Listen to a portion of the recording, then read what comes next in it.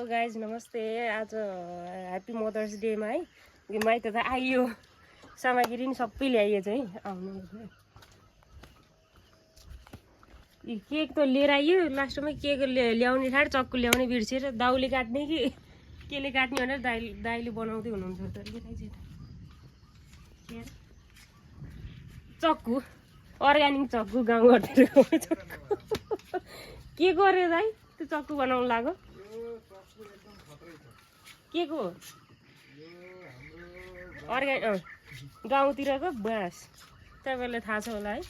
बाँसको चक्कु बनाउँदैछौँ केकको लागि मम्मी चाहिँ उता हाँस्दै बस्नु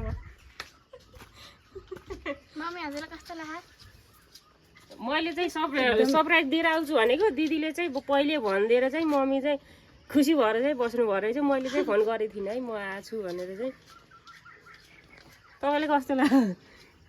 एकदम ठीक लाग्यो मम्मी ह्याप्पी मदर्स डे ल के काट्नु त मम्मी म चक्कु कस्तो हो देखाउनु त एकचोटि चक्कु त एकदम स्पेशल छ ल सुरु गरौँ ल काट्नु ल के ह्याप्पी मदर्स डे ल थपरी बजाउनु कोही छैन थपरी बजाउने ल